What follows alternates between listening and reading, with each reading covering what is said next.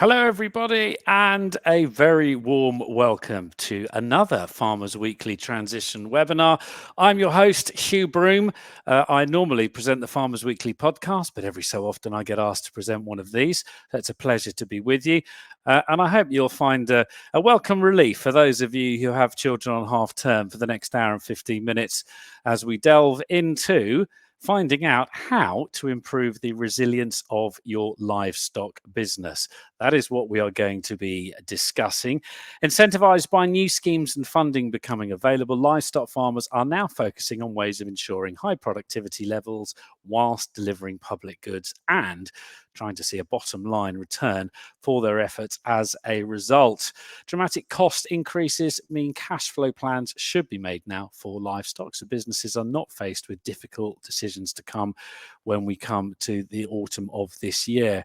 From ways to bring additional revenue streams to qualifying, measuring and improving current assets, in this session we're going to be looking at the challenges that livestock farmers face and will encounter this year, and the opportunities we should be trying to take advantage of as we go forward. So we're going to be talking about evaluating and how to begin adopting innovative practices of scale with your livestock business.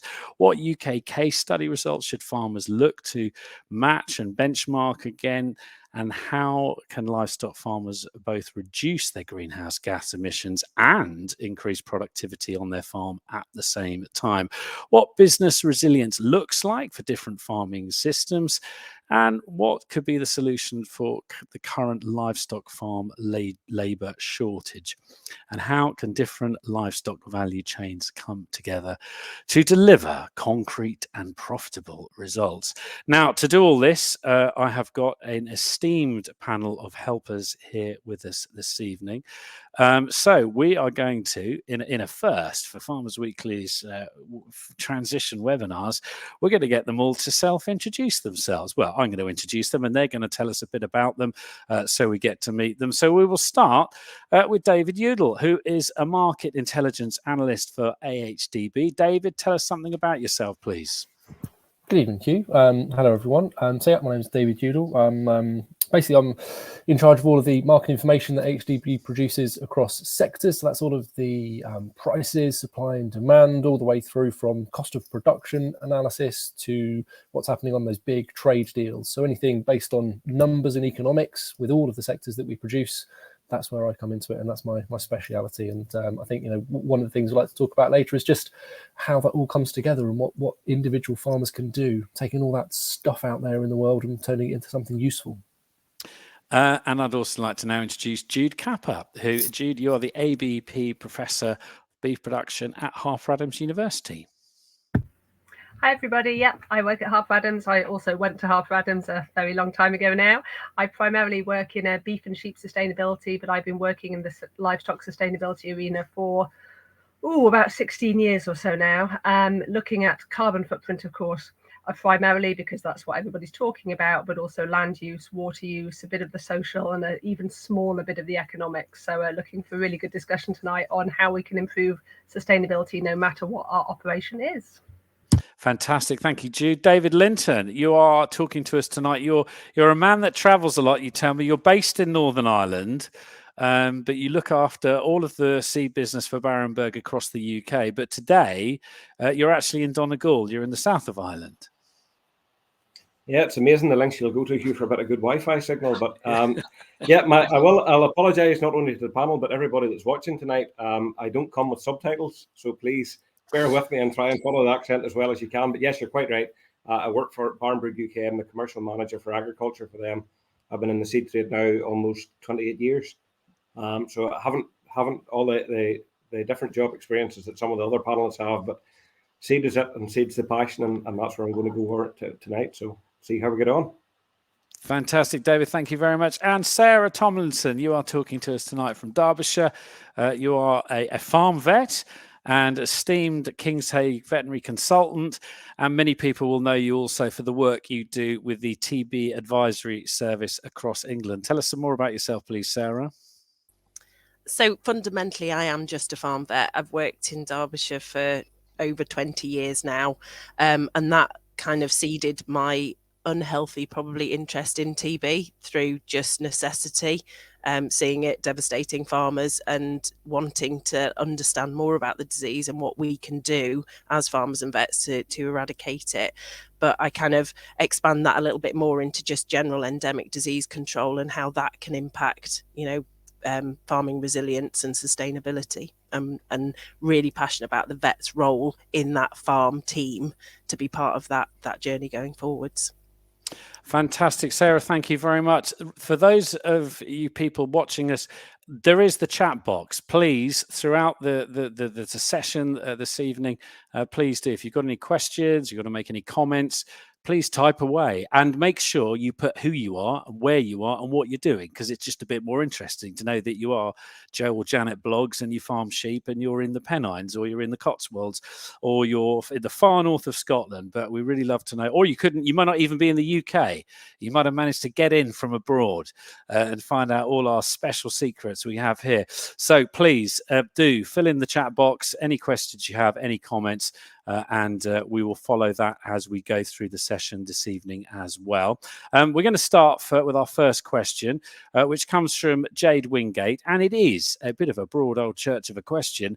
It is, how can we make livestock farming more sustainable and environmentally friendly, which is one aspect of being resilient? And I'm going to throw that one first to Jude Capper. Thanks very much. Great question. This is basically what I work on for most of the time. That doesn't mean I'm going to have a great answer for you, I have to say, because I'm going to give you the classic academic answer, which is it depends. What we know from a science point of view is no matter what your system is, so no matter how many livestock you've got, what breed they are, where you're based, what system you've got, if you make incremental improvements in everything within your system, then you should have a lower carbon footprint, better economic performance, lower resource use, and a lower overall environmental impact. And that's why I say it depends, because there's no one size fits all. There's no, contrary to some of the marketing we see, there is no, if you just use this feed, or if you just use this, color of tractor, or if you just go for this breed of cattle, everything will be good. It entirely depends on the resources that you've got available to you. But if you meet those key performance indicators, so I'm specifically going to talk about beef and sheep here, for example. So if you meet and or exceed the key performance indicators in terms of things like growth rate, reproduction, age at slaughter for beef, for example, percentage of ewes weaning live lambs, all of these things that we've talked about in the farming press for decades now, we can make huge gains. And as part of my work at Harper Adams, I'm part of the School for Sustainable Food and Farming. And what we're looking at is firstly how to assess those improvements, and then how to communicate them better, not just to the farmer, but to the policymaker as well. Because what we find is that although we all know that we've got to improve, working out exactly how to do that can be really, really tricky. So I could talk on this for about 3 hours, but I'm going to stop because I know that everyone has their views on this one. But the internet would run out. Yeah, the internet would run out. But I'll tell you what we could get from you, Jude, just to set us up. Just give us a top line. What do you see as the average? So, for example, average age of UK prime beef slaughter at the moment? Yep. Depending on which data you look at, somewhere between 24 and 26 months, depending whether we include intensive bull beef or not. But and then average daily live weight gain for UK beef at the moment? Oh, well, I would like to see it at anything over about 1.1 kilos per day, but there's a vast range. I mean, there's a vast range. And then, go on. And then on the sheep side, average, what are the numbers on the sheep side in terms of top lines where we should be looking? Ideally, I would like to see more than 165% lambing percentage, and in an ideal world, liking that to translate into 165% weaning percentage as well, because we still lose far too many lambs in the first 2 or 3 days of life. If we could solve that, honestly, we could do a lot really quickly. Yeah, exactly. Big lambing percentages, scanning percentage down the pub doesn't mean much till it's cash in the bank. David Udall, as our stato of the evening, as it were, as a market intelligence person, What do you perceive to be a sustainable and environmentally livestock system, and what numbers stick out for you? Well, I think it's a really interesting thing when we think about it in terms of what's required to get there. And it's similar to what Jude was saying there about that efficiency that is required. You know, there needs to be a significant increase in efficiency, and that doesn't necessarily mean scale. And I think this is the thing where a lot of people start to, I think, get concerned, because we talk about all these things in terms of, you know, there must be a way of producing more with less, and delivering greater outputs, and minimizing costs. And I think that's a key thing of all of that at the very, very start, from my perspective of being extremely simplistic with it, is just understanding every aspect of your business, to breed in that resilience and understand where you are. Know everything about your business in terms of the structure of it, the costs, and understand that, as Jude was saying, there is a huge range of efficiency, that horrible word productivity that keeps on getting brought up. There's a massive range, but it doesn't mean there's a right and a wrong. You have to decide what's best for you and your business and where you are in that range. And it might only be small gains that you make, but they would go a long way to not only improving the financial aspect of your business, which may be your primary concern, but then that also has an impact on the environmental side and that sort of wider sustainability side. So I think when we get into kind of like the numbers and the stats of it, I think really it comes down to the first thing of understanding your cost of production. It's the baseline for every farming business. Understand your cost of production, what makes that up, and then start to chop that up and focus on small parts to think, right, where can I take it in steps? Don't take it all in one go. Where can I improve on my feed efficiency as a starting point? And look at the feed efficiency. Try and maximize that. And if that's all you do, then you've made those small steps. I think we can sometimes create this huge wealth of information that individual farmers need to understand to try to get to that point of being almost that unattainable perfection of being the most sustainable and the most environmentally efficient. It isn't going to be possible for everyone, because we don't have an extra 8th day in the week to be able to do it. So yeah, starting off with that cost of production and targeting on individual parts of that, that's what those key high performing farms do. It's just focusing, starting on the real small parts and building up those gains over time.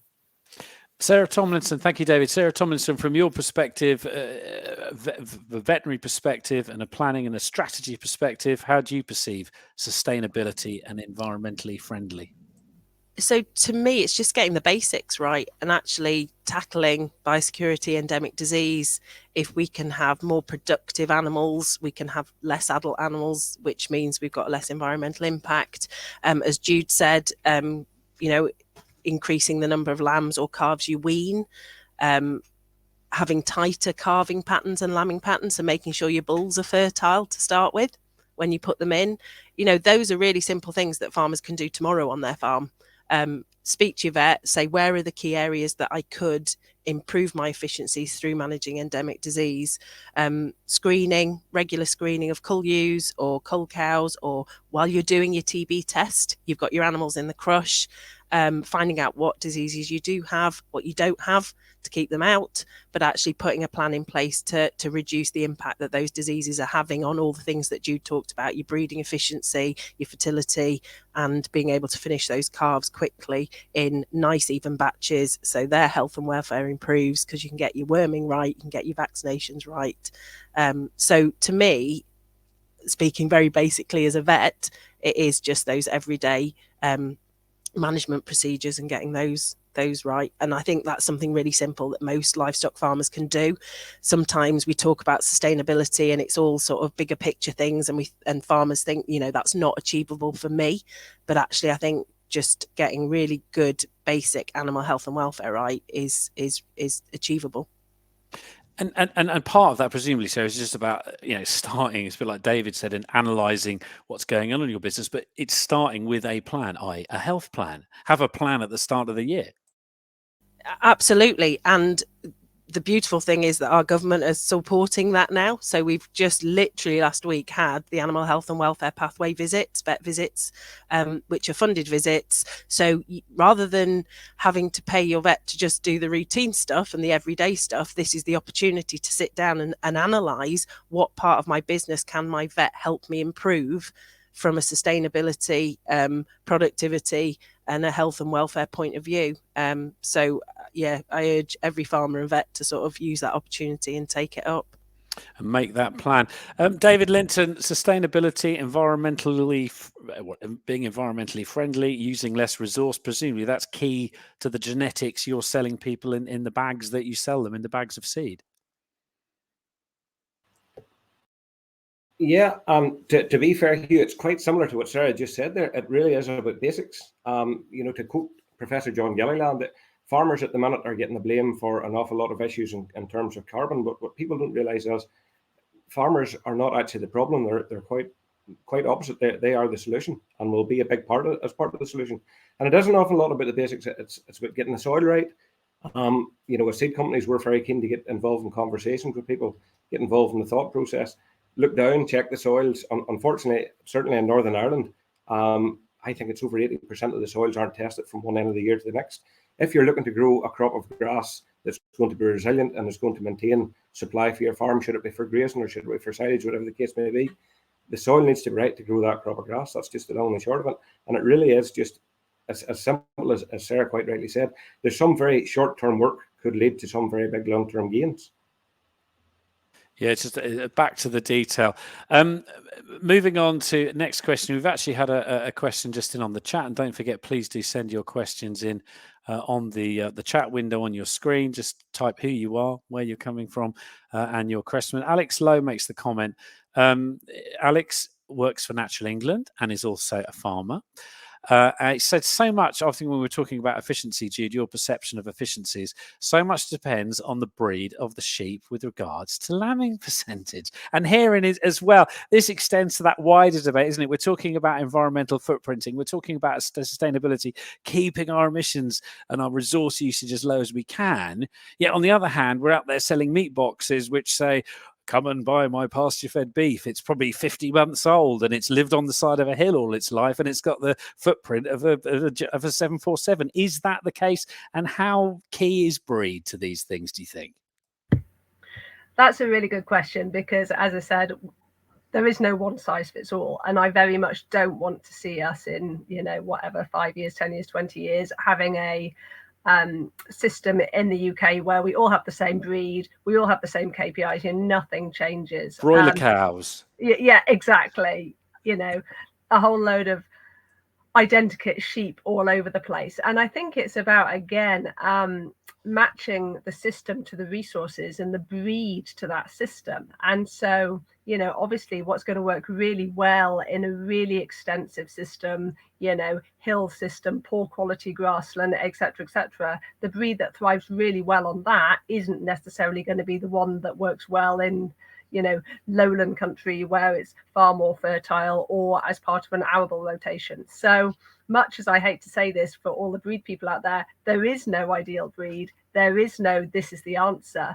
But as David quite rightly said earlier, it's all about looking at your system and going, okay, given my resources, do I need something that's easy care lambing? Do I need something that's going to thrive on eating almost nothing? Do I need something that's never going to give me 165% lambing percentage? It'll only give me 130, let's say, but I don't need any fertilizer. I mean, it's all trade-offs. This is the problem. And that's why it's so dangerous saying, you should or must exceed this number, because there's always the caveat of the person who has the South Devons in the Mendips, for example.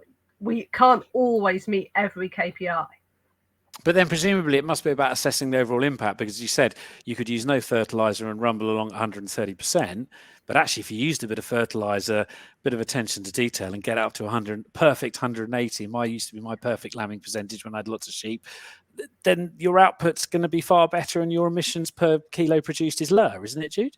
Absolutely. But then we've got the economics as well. And I think we all know what's happened with fertilizer prices in the last year or so. So it is this balancing act, because this is all based on the premise of carbon being the important thing. And of course, from a policymaker and a processor and a retailer point of view, carbon is really, really important. But when we think about biodiversity, when we think about land use, where we think about making the best use of land where we can't grow any other food and fiber crops, when we think about the economics of it, when we think about the social aspect, it is such a big area. And often the answer that we get for a low carbon system, for example, under current metrics, dairy cross beef has the lowest carbon footprint per kilo of beef, but that doesn't mean that's going to be suited to a system in, Aberdeen, for example, or Inverness out on a hill somewhere. So it's all about those balances. It's about the metrics, and it's about the most important thing, which, as I say, at the moment is carbon. But I think biodiversity, for example,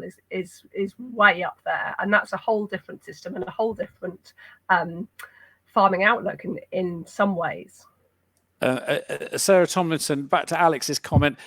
In terms of lambing percentage, the breed of sheep has a huge impact on it. Is that your experience from your time on farm?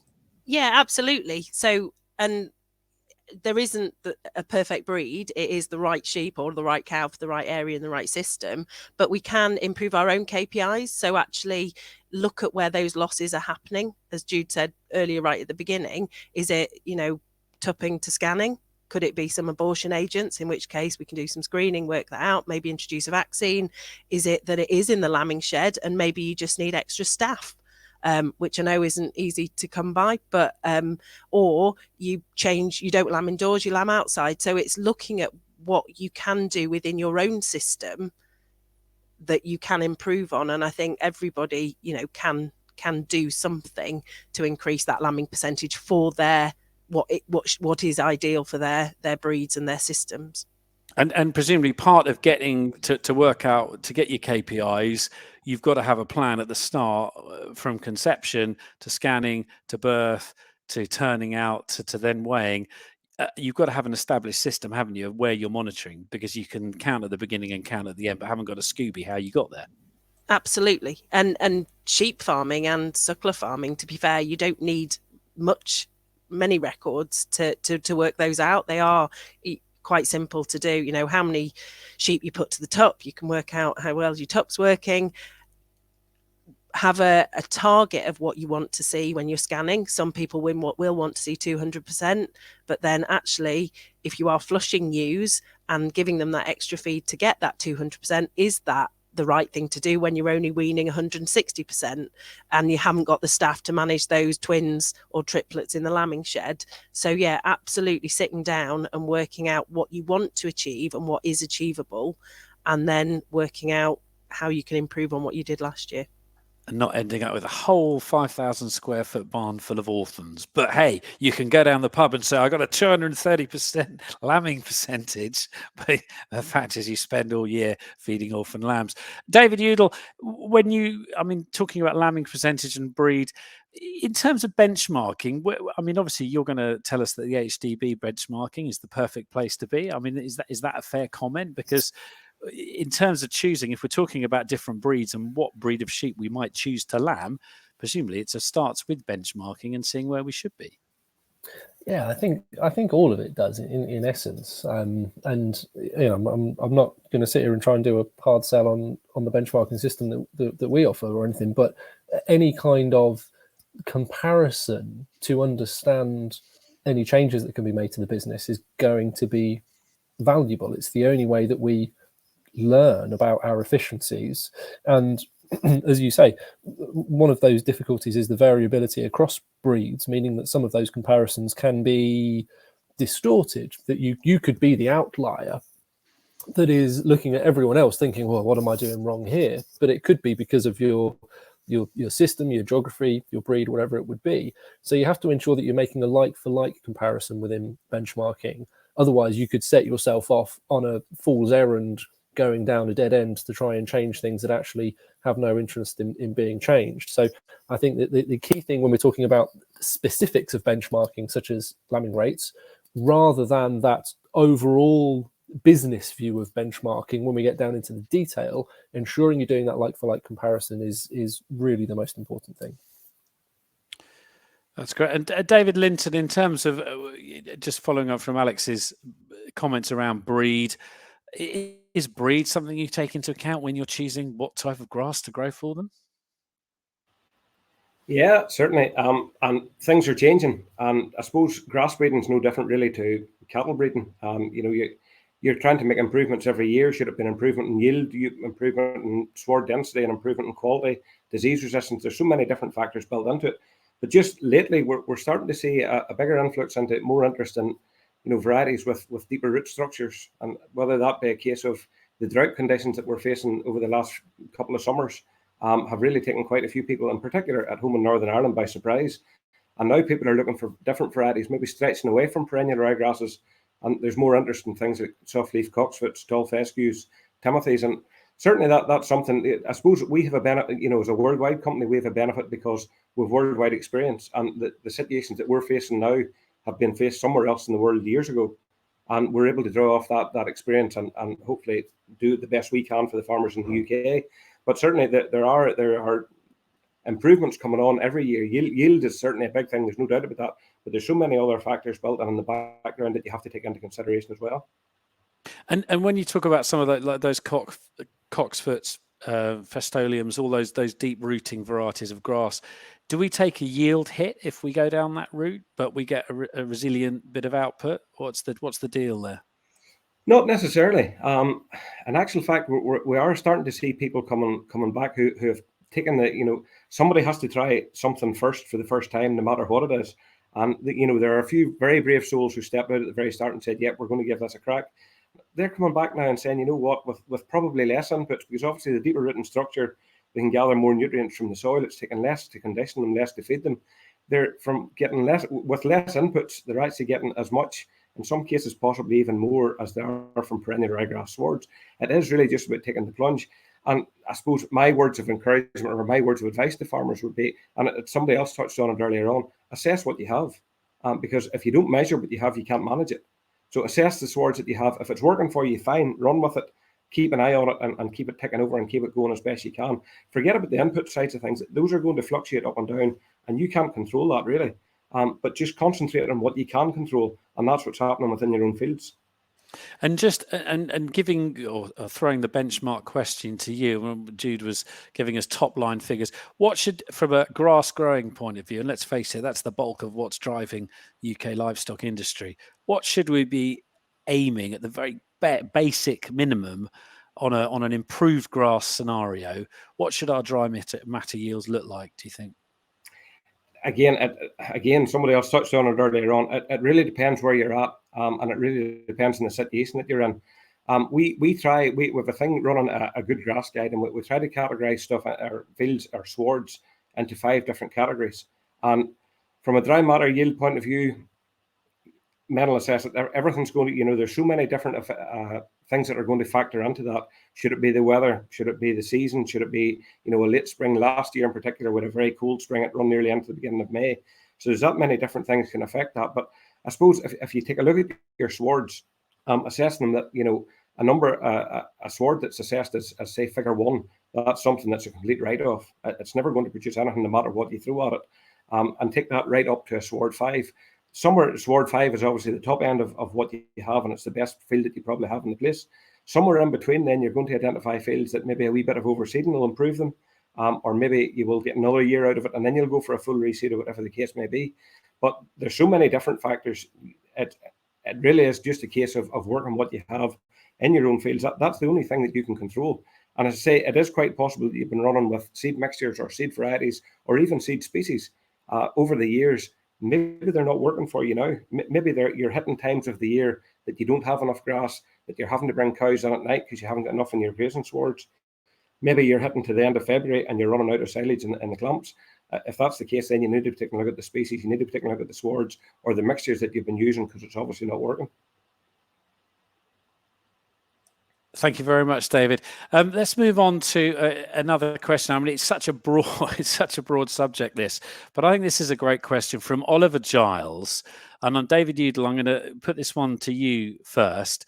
Do you think it is possible to build a stable and resilient livestock farm from scratch in this day and age? If so, how would you do it other than winning the lottery? David Udall. Well, you've taken my first answer of winning the lottery.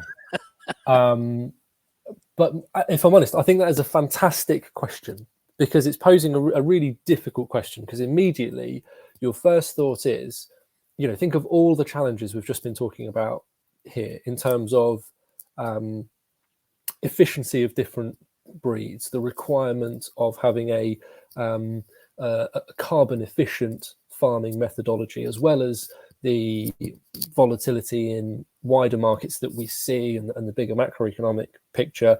And then we get into the question of changing government support for the industry.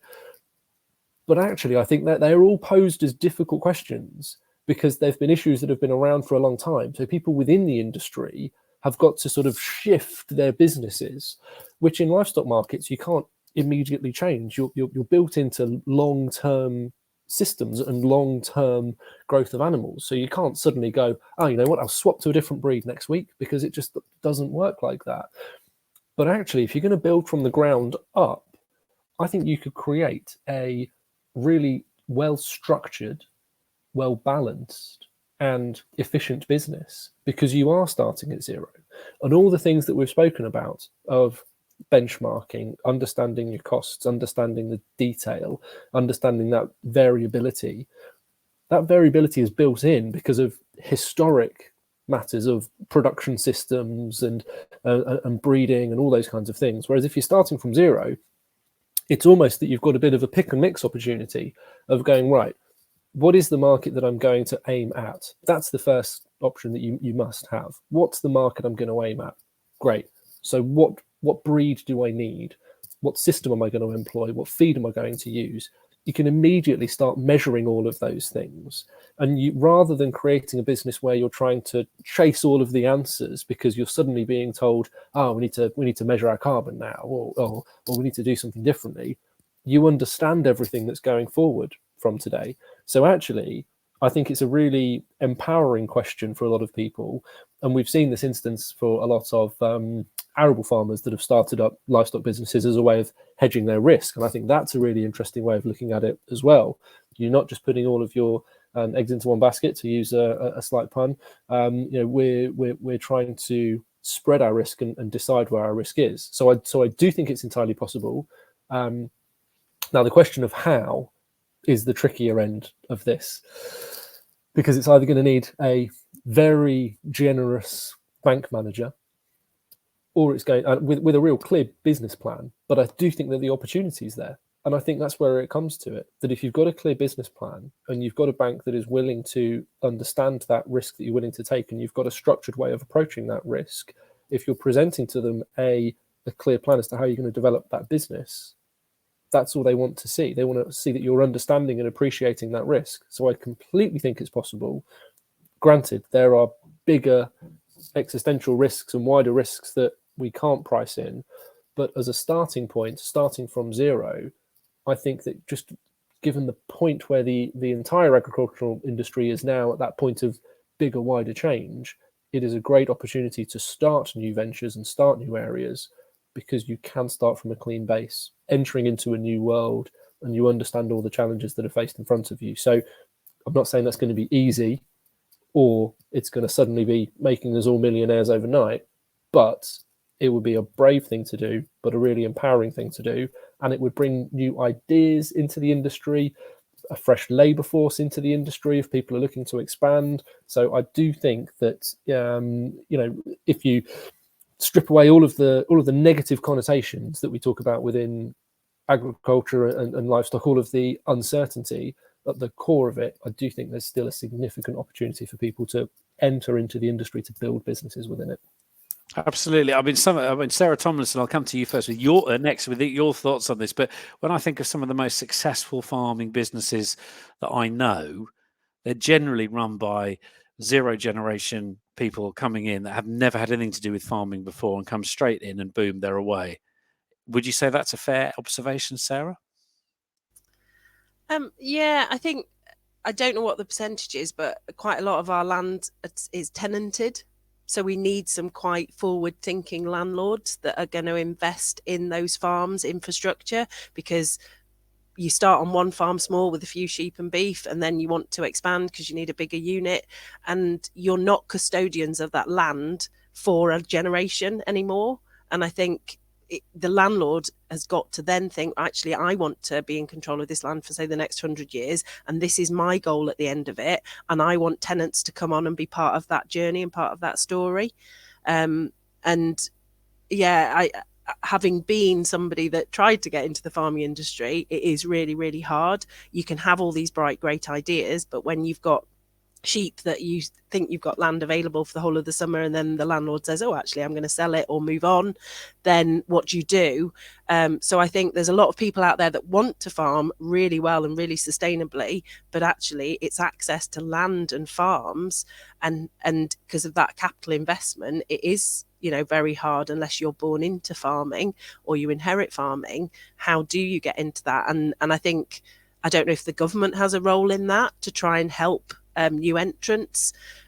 We used to have the council farms. A lot of county councils have got rid of those now. But I think there's got to be long-term plans for the land, and the farmers almost come in with the right ethos to deliver that long-term plan in maybe short-term. I don't know, but it is hard because of that, getting onto the farm in the first place to be able to run that business in the way you want to. And obviously land availability is a big thing. Where I live in Surrey, there's lots of horsey paddocks, and there's lots of people with the odd 20-acre fields that they bought to preserve their view. And it's quite easy to put, the grass may not be very good, but you can chuck sheep in there. David Linton, you're in Northern Ireland normally, and I mean, that is a pretty farmed up bit of the UK in terms of density of farm businesses and what is going on. How easy is it to get into farming in Northern Ireland? If I started from scratch, if I walked off the ferry tomorrow, could I get on quickly, or is there a lot of competition? Yeah, the competition here it's fairly high, Hugh, to be fair. I suppose the big farms are getting bigger. And then on top of that, you throw into the mix anaerobic digesters, some of the local companies who run anaerobic digesters. And now in certain areas, we run in Northern Ireland a con-acre system where you have an agreement with your neighbouring farmer who maybe wants to retire or has more ground than he needs. Not that there's many of those, but he'll rent you that land, say it's a standing grass crop, for the year. So you go in March and you're out again in November, and then he can do whatever he wants in between. He can put sheep on it in the wintertime or whatever.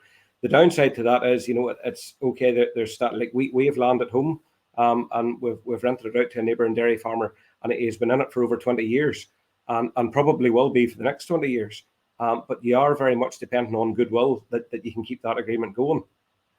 A pet customer of mine had a favourite saying that if you wanted to make money at farming, you needed three things. You needed your own land, your own money, and a wife with a good job. So that sort of sums it up how we're facing Northern Ireland at the minute. Jude Capper, presumably, I mean, the most obvious way, we're talking about livestock systems here, predominantly we're talking red meat. I mean, the most obvious way in, and it has been the way in for many people, is buying sheep, isn't it? Running sheep on tack. It's a relatively low capital way in. Yeah, absolutely. And I mean, I think we've seen that both on a historical basis and now as well. Obviously, biased opinion, but having done my PhD in sheep, they do tend to like to die. But apart from that, yeah, they're relatively easy to take on. And I think gives a huge opportunity for so many people to try and get into farming. And it's funny, sort of thinking about discussion, it takes me back to attending, I think it was Sheep 2000, not surprisingly, in the year 2000, so 23 years ago, when I was at Harper. I think either just finished my degree or just starting my PhD, and the same questions were being asked then. I mean, this is an issue for all of us within the ag industry, and it hasn't been solved yet. I've been doing some work at the moment looking at crofting in the north of Scotland, and it's a huge issue there, of course, because these are very small farms, and as was said earlier, a huge proportion of the income that those crofters does come from off-farm enterprises as well. But having said that, I think there are some really exciting opportunities, as has been said, to just break with tradition, to go in with a completely clean slate. And I would say perhaps what we should do, and of course I would say this coming from a university background, is but do the research, talk to as many people as you possibly can, whether it's consultants, whether it's bankers, whether it's salespeople, technical people, but other farmers as well. I think anybody in the farming industry always learns far better from other farmers going, well, I tried this didn't work, this was really good, this was absolutely useless in our area. I can preach at people with a PowerPoint for hours, but actually it's that on-farm practical, you can try this breed or that type of grass here, but it really doesn't work, you'd be better off with that one. So I think just doing all the research that anyone possibly can and talking to as many people as possible before embarking on it is always going to pay dividends. But yeah. And from personal experience, always ask people in the locality where you're farming as well, because you can ask someone who, like David, who spends most of his time in Northern Ireland, although he travels around the country. But actually what he thinks might happen there to grass is completely different here in Surrey, for example, where it just burns off after about next week and we won't get any rain till September. Can I just chip in very quick? So what David said right at the beginning is fundamental though. What is your market? And actually food production and food security has to be at the kind of forefront. That is our aim and our goal as farmers, isn't it? Is to produce a product, and sustainability comes with that. But actually that is, to me, is sort of fundamental to why we farm, really, isn't it? That's it. Yeah, fertilizer production globally, 1% of total carbon of emissions globally down to fertilizer production, but it feeds us. So could you just argue it away and say, just live with it, move on, stop going shopping and flying on holiday? Right. Your questions are coming in on the chat, and don't forget you can send them in. So just a little chat screen on the portal in front of you. Just any thoughts you've had, comments, or indeed questions, pop your name in there as well and where you are, because that's good to hear. We have got the #1 most popular question currently of the last 48 months, I would say, in any webinar like this. And we've got that question in, and it's just come in on the live chat, and it's from Andrew Grant, but we're going to hear about it right after this film from Trinity, who are one of our sponsors.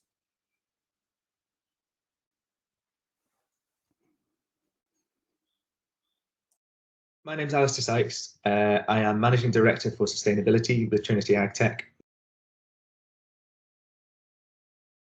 Well, particularly with livestock systems, we see this across agriculture, but particularly with livestock systems, greenhouse gas emissions intensity is really indicative of efficiency. So basically, the lower your carbon footprint, the more efficient you are, and understanding your carbon footprint can help you figure out where to make those efficiencies. Natural capital, I think, is such a valuable asset on all farms, but particularly on livestock farms, for a number of reasons. So first of all, as a farmer, you're managing, when you are managing a production system, of course you are, but you're also managing a lot around that, and every farmer will recognize that, I think. In the public consciousness, the ideas around natural capital, and particularly around carbon and greenhouse gas emissions and sustainability, are stronger than they've ever been. What you should be looking for in a natural capital navigator for your livestock farm has to do with thinking about the natural flows that you're trying to manage on your system. So I'm talking about, if you're grazing animals out on extensive pasture land, making sure that calculator can capture the soil carbon impacts that good grazing practice is going to have. Likewise, making sure that the nature of how the livestock themselves are modelled is intricate enough that we can capture some of the nuances of good management that you might be doing in terms of your feed, your grazing rotations, and other ways that you manage your livestock in and of themselves. I think in the past, we've been very focused on trying to understand specifically what is going on small elements of a farming system. So specifically, how do we improve, a certain element of a livestock system? And more we're recognizing that diversification is hugely important to achieving the sustainability goals that many of us have.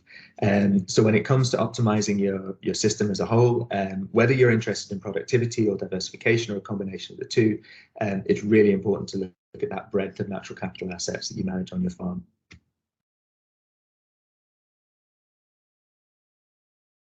So first of all, some of the earlier tools that existed in this space were solely focused on carbon. So that immediately is excluding other really relevant concerns like biodiversity, water protection, soil erosion, many other things that you want to get a handle on. And also because a lot of those first-gen tools, apart from the fact that often the science is out of date, they're not maybe sensitive to the things that you would be actively managing on your farm. They're also not giving the farmer any ability to think about what happens next. So the whole concept of a navigator is letting you know where you are and helping you understand that at to a high degree of detail, but also then helping you improve that position and move on from it.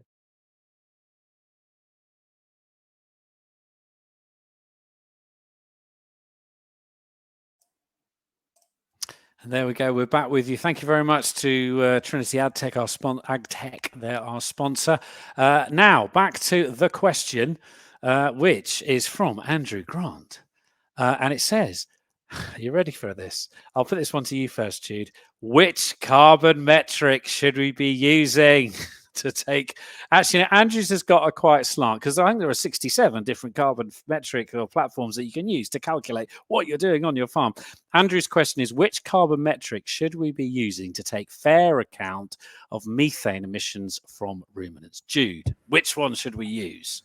I get this question in every single talk that I do as well. I can guarantee it's going to come up. So, great question. Specifically talking about methane, although my answer applies to all of them as well, because of course methane is an inherent part, and in terms of beef and sheep systems, it accounts for anywhere between about 45 and 70% of the carbon footprint.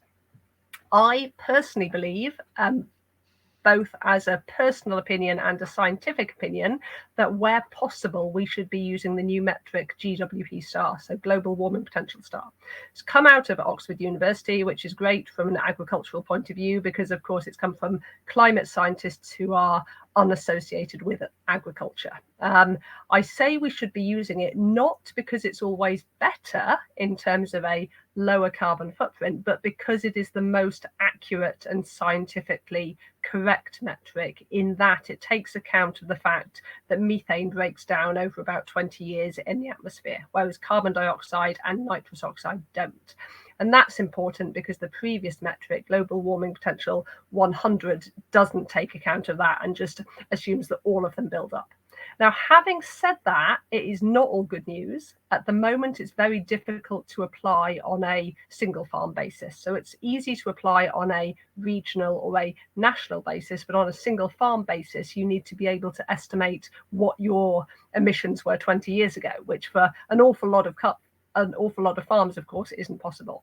And then the second issue with that, well, there's two other issues, actually. The second issue is that, of course, if you are now farming, let's say, 200 cattle, and 20 years ago you had 50 cattle, your carbon footprint has actually gone up over time, not come down. And of course, we've seen an awful lot of consolidation and far fewer individual farms and farmers now than we did 20 years ago, 30 years ago, 50 years ago. So if you've got bigger, if you've got better, if you've got more productive, if you're doing actually far better than you were 20 years ago, it may still be that your carbon footprint's gone up even under GWP star, simply because your farm's gone up.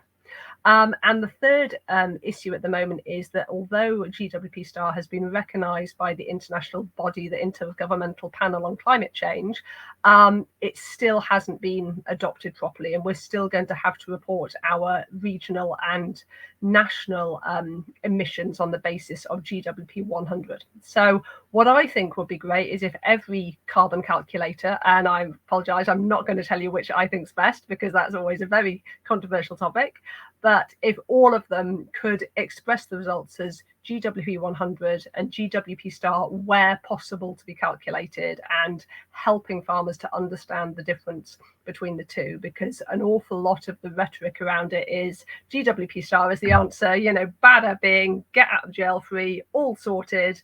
And in reality, it's a lot more complex than that. And just going back to your point about, the numbers of your cattle on your farm could be 200 now, and 20 years ago there were 50.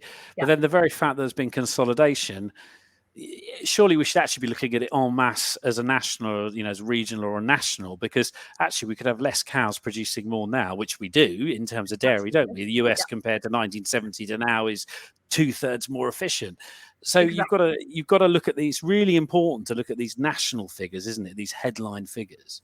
Yeah, absolutely right. And that's why it's great on a national basis, because we can easily say how much milk, how much beef, how much lamb, how many head of livestock we had 20 years ago. But where there used to be 4 farms, now there's 1 or like 1.5 because the boundaries change, but that's rented out. I mean, it does become really complex trying to do it on a single farm basis. Yeah.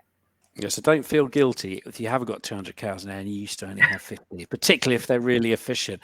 What I mean, your view, David Udall, on footprinting metrics? I mean, what is there an approved HDB machine? I know at one point you guys were going to build the perfect master plan that pulled everything together and gave us the answer. Is that still on?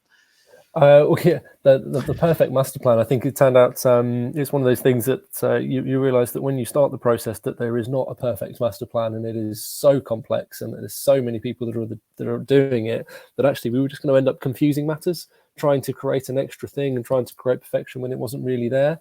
I think the key piece of advice that I think we've always given and always think about with this is, once you've chosen a metric to use or a tool to use specifically, then stick with that tool.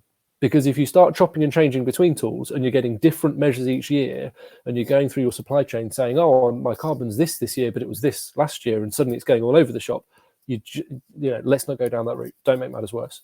When you've chosen your tool, stick with that tool, because what you want to see is the rate of change year on year over a long period of time, rather than specifically trying to find, as Jude was saying, the best number you can get, because that best number you can get is going to be influenced by a load of different things year on year. You want to see that rate of change year on year. And when we come to the commercialization of carbon, what people want to see when they're, whether it's insetting, offsetting, carbon credits, whatever it may be, it's consistency of measurements over time. That's the key thing. So I guess that's my one key piece of advice in this is, it's difficult to find the perfect tool that suits, but you've got to stick with it over time to show that consistency. That's a critical thing. So, Sarah Tomlinson, what do you tell farmers when you're on farm and they ask you about, when you're sat there with your government-funded 2 hours talking about planning their business forwards? What do you tell them? So I don't pretend to know which is the best carbon calculator to use, although I would refer to more experienced people like Jude.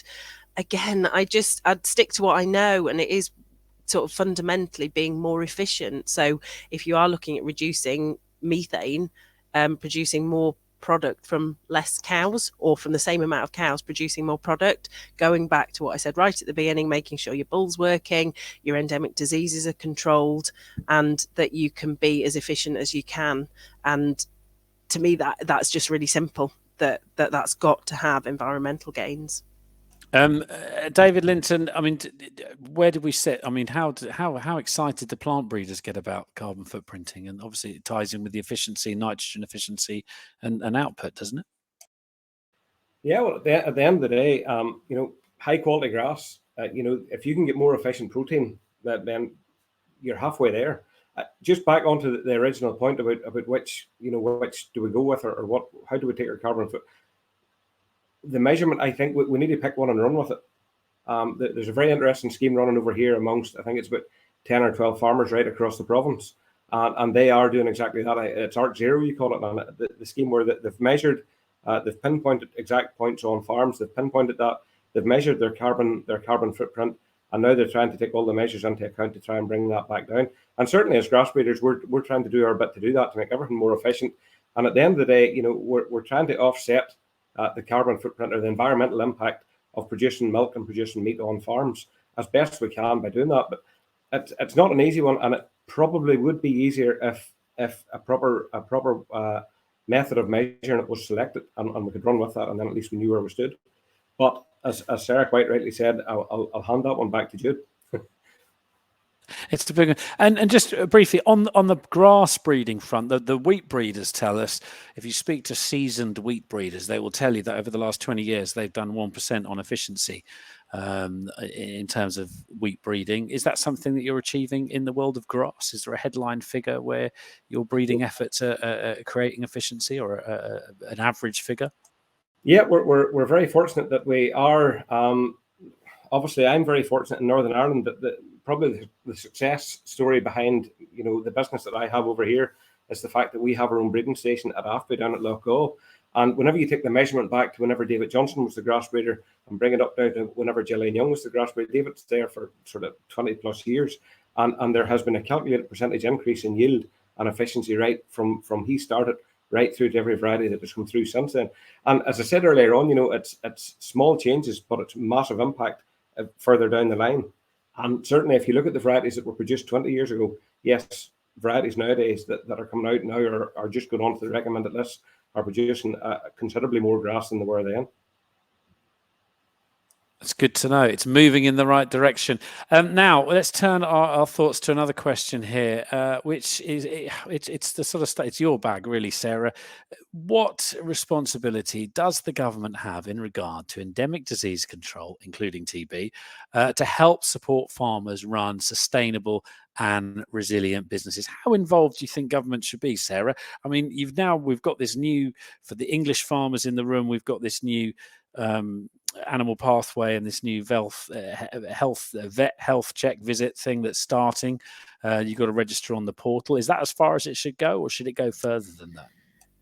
So I like the pathway, and the pathway has been co-designed with industry, so hopefully it will work, in that it isn't dictating what farmers and vets should talk about, but it's great that they're funding that, and their aim is to improve animal health and welfare, which should lead to efficiencies, better production, and long-term environmental gains. I think some farmers need carrots and some farmers need sticks, and this is very much a carrot. Towards the end of some of these processes, so one of the first diseases that we have to manage within the first year of pathway is BVD. We've had loads of different schemes for BVD, lots of funded testing, but we've still got BVD. So at what point do we need to introduce legislation? But then you can argue in Scotland, they've had legislation for a while. They've still not eradicated BVD. So yeah, we need farmer engagement, and we need to change some of our behaviours on farm. And I think vets and farmers together should be able to achieve that. Talking about TB, which is my absolute passion, we've almost got the opposite. We've got absolute government control of that disease, and actually I would like them to loosen that a little bit and let private vets and farmers deal with it as an infectious disease on farm. There's lots of politics around TB, different control strategies, which can put barriers in the way to farmers engaging in doing other stuff around TB. But we've got loads of science and new technologies coming through. So we've got more sensitive testing, for example, with TB, but we can only use those in certain situations, and only with APHA government vet permission. We've got a lot of private vets and farmers that want to be able to do that, and potentially take a big hit on their business, but they want to make that decision for their own business, and that's been taken out of their hands. So it's a balance. Some farmers will need that government intervention and legislation to make them have to change their behaviour to bring the bottom tier up, if you like. Whereas for TB, we do need legislation because it's international trade is dependent on it. But actually, let's loosen some of those apron strings and let the private vets and farmers manage that disease in the way that they want to on farm. Jude, do you think, does government get involved enough, or do you think it should spend more, incentivise more, or just leave it alone and let farmers sort themselves out? I think that's a great question, because often when I'm trying to encourage people to undertake carbon footprints, for example, on their farm, they're like, well, government are going to make us do it eventually, so I'll just wait to choose a tool, wait to do it until then. And to echo the words from one of the panelists earlier, just choose the tool and run with it. And I think what's often not appreciated is that, a government takes quite a long time to get things done, understandably. That isn't a criticism per se. But the market moves much faster, and a processor or a retailer, for example, tomorrow could say, we're going to only take beef that has a carbon footprint less than, 22 kilos of carbon per kilo of dead weight, or we're only going to take sheep from this particular breed or system or something else. So I think sometimes we sit back and wait for government to change things without understanding that the market can change things far, far, far quicker. So again, depending on the issue, I mean, as Sarah quite rightly says, we've seen a lot of governmental intervention in animal health and welfare, which I think is really, really good. I think it entirely depends what the situation is and what the question is as to how much we need. On the carbon side, I think it's going to be led by the market far more than government, and far more quickly than government, which really does mean that farmers just need to sort of crack on and get it done rather than waiting. Although there could be an argument to say that we do need a little bit of government guidance just to give us a basic rule book on which we can try and fathom out and calm down the Wild West, which is carbon trading at the moment. I mean, that's a bit of an issue. David Udall, you work for a government sub-agency, so you probably can't say too much, or your screen might suddenly go blank. But how involved do you think government should be in terms of animal health and welfare and getting, promoting or not promoting? Thank you. You've prefaced there, so I don't have to do my kind of like politician answer dodge out of the question. So thank you for that, Hugh. I think there is always a need for government to be involved, given the fact that we are talking about, as we mentioned earlier, the production of food, and that this is a endemic risk to the production of food within the country. So there has to be an involvement to ensure that that food security is still there. And when we talk about food security, we're not just talking about volume of food, we're talking about access to that food, price, nutrition, and I think you probably also in the future put environmental standards and carbon footprinting into food security as well in the wider sense. So I do think that the government has to play a role. And I'd also agree with what Jude was saying about that the market would dictate that speed of change far quicker. The risk with all of this, coming back to the point of talking about the resilience of livestock businesses, is that we're going down the route of putting more and more ask upon individual farmers, that we're asking them to be managing diseases, be experts in managing the minutiae of their business, as I was saying earlier. So we're going, be a business manager. You need to be a geneticist. You need to be a biologist. You might have some time to see your family in all this mix as well, and a vet and everything else in between. And I think that's where the government support comes in, is to help prioritize those and focus on the things that are going to give the most significant change, and areas where they're being neglected. From our point of view in AHDB, it's about fixing market failure. Where there are gaps that the commercial market is not offering, that's where entities such as AHDB and the wider public sector have to come in to support. So if the market is able to provide the solutions to BVD, any other disease that we find, then the market should lead the way. If there is market failure in there and it is not leading the way in an efficient way or a way that is equitable across the supply chain, that's where government has to step in. So it might be that their level of involvement ebbs and flows over the long term, but I think there will always need to be a level of support in there because of that market failure risk of the impact on food production. Yeah, no, that's a good point. David Linton, thinking about Northern Ireland, actually thinking about the devolved nations, there's a variation there. And actually, I spark back to Neil Shand, who is the esteemed CEO of the National Beef Association. Very early doors. Hello, good evening, Neil. Got in there and made a similar point about the variation between the devolved nations. But I mean, some would argue, is there more, does Northern Ireland need a big push, for example, on TB at the moment? Because the market hasn't solved that, has it? No, it definitely hasn't, and I suppose it's a bit off field for me, but certainly there needs to be some sort of intervention. And I suppose I'm not saying that as the commercial manager for Barnburg or anything like that. I'm saying that as a neighbour and a friend to people who I've seen. It's total devastation. The TB effect in Northern Ireland at the minute, from one end of the country to the other, it's just awful. And we have neighbours. The road that we live on, I think it's 7 or maybe 7.5 miles from one end to the other. And I think there's one livestock farm at present on that road who are clear for how long, I don't know. We do live along the side of the River Bann. there's all sorts of theories and everything else why that's, I don't know. But I've seen the devastation that it has brought to people, and I do think seriously some sort of intervention needs to. Now, obviously, in Northern Ireland, the chance of devolved government intervention happening is few and far between because we don't have a devolved government at the minute. But from a UK basis, should it be in the mainland or should it be over here? Yeah, as I say, just simply from the human impact, never mind the animal impact or the financial impact. From the human impact and the effect that I've seen that having on some of the families whenever they've seen total herds wiped out and empty sheds for 3 or 4 months, I think something has to be done. It's pretty horrendous. Actually, Peter Howard, who is a Welsh Government veterinarian and Welsh Government advisor, Sarah, he makes a point and he aims it at you, which leads on from this. So you can have all the government intervention you want, but in reality, from your veterinary experience on farm, what challenges do you face in turning a health plan, a well-intentioned health plan, as he put it, into actual tangible actions on sheep farms? Because it's all very well talking about it and giving you time to go out to farm, but actually making them do it, whole different kettle of fish, isn't it?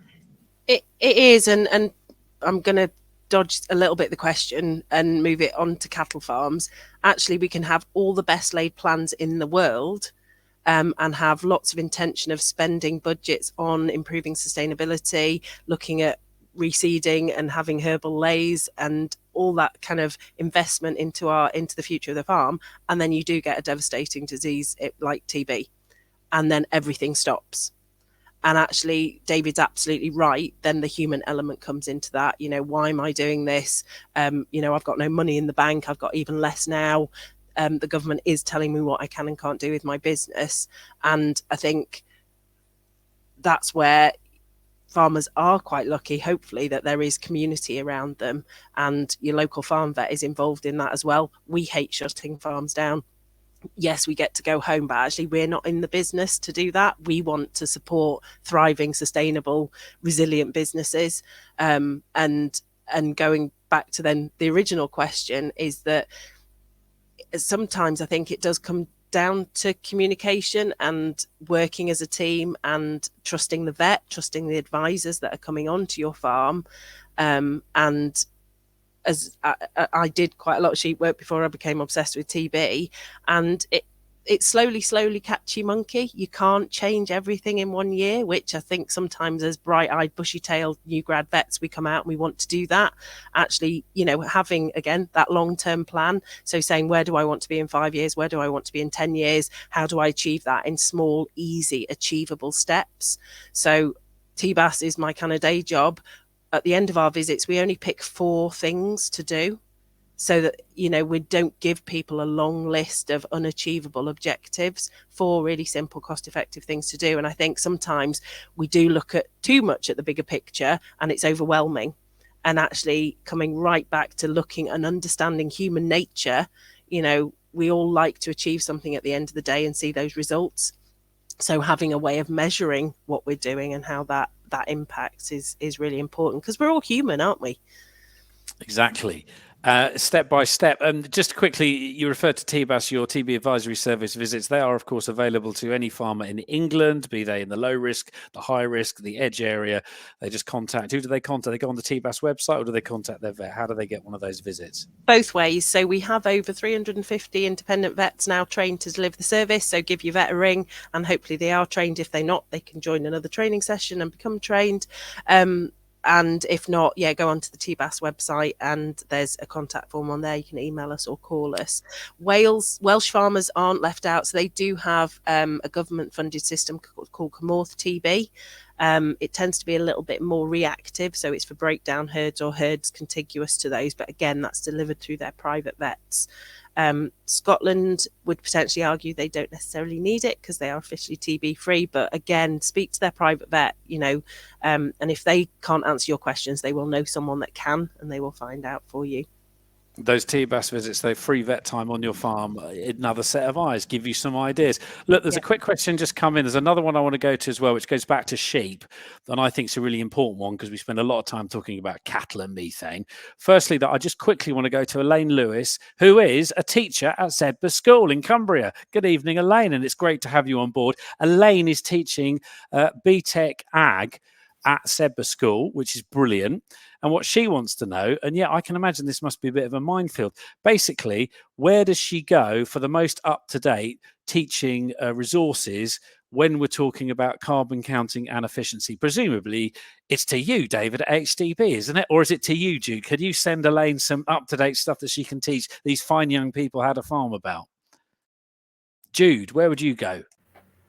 Well, obviously, I have to put my Harper Adams hat on here and say I would obviously go to Harper Adams University.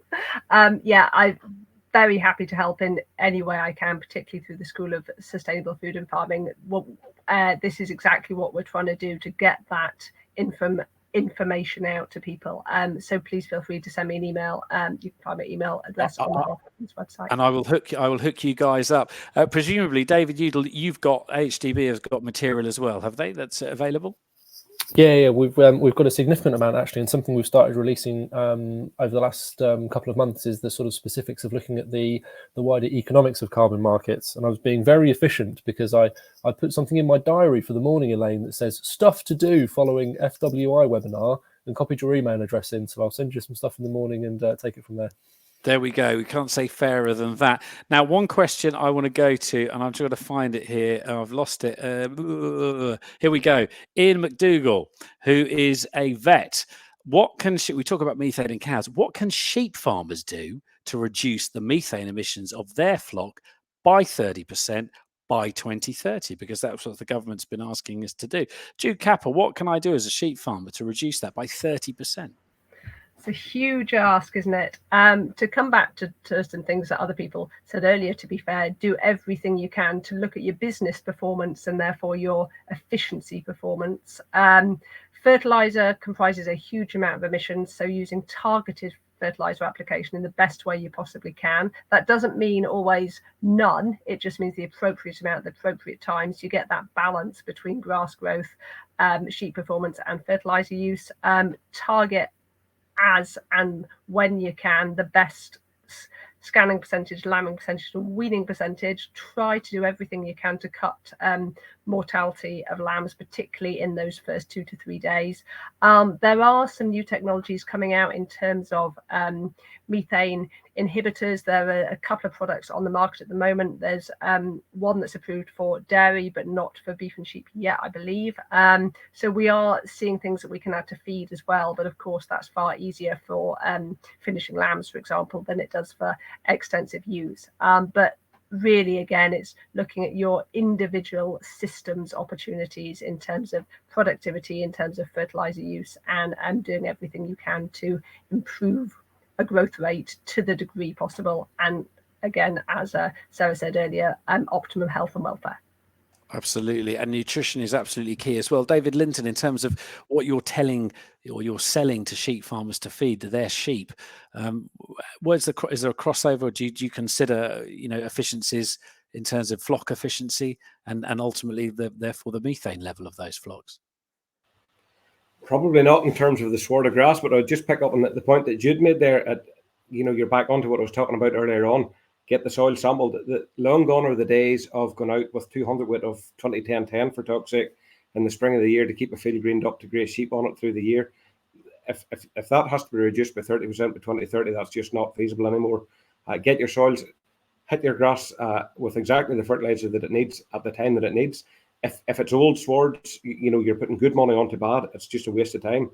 You're pumping fertilizer out there and it's not reacting. The grasses aren't reacting to it at all, and it's lost, and that's increasing your problem rather than reducing it. So I would imagine it is a case again of look down, look at your feet, look at what you're standing in, get your soil tested, examine your swards. If you're standing in a sward that's over 50% of weed grasses, rip them out, get it ploughed up, get it reseeded, get it burnt off, whatever the case may be, whatever your handiest way to do that is. But certainly there's no point in throwing good money after bad. And aside all that CO2 that might be released when you're ploughing it, you're going to get it back in efficiency over the following 5 years. You've got the lay in the ground.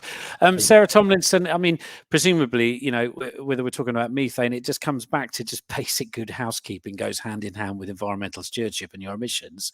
And in terms of, we're back to the health plan thing here, aren't we? And healthy flocks.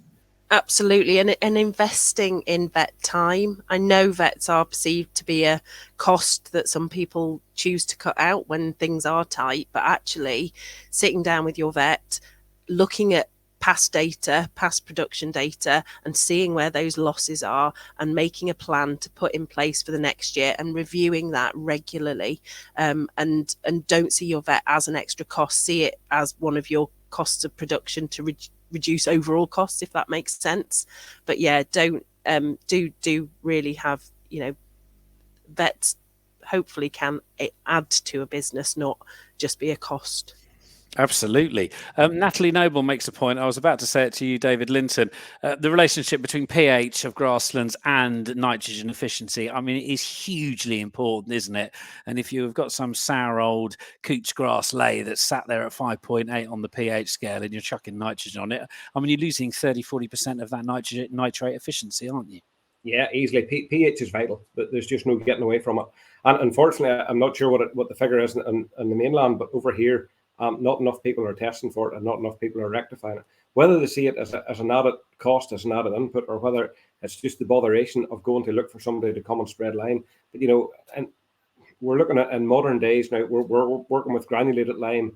If you can get it rectified and get it to a certain level that you think is an agreeable level, I would imagine you need to be sitting somewhere between 6.5 and 7. If you can get it to that, it's very easy to keep it that with granulated lime throughout the years and sow it yourself every year, every spring, every back end, whatever the case may be. But pH is vital from start to finish.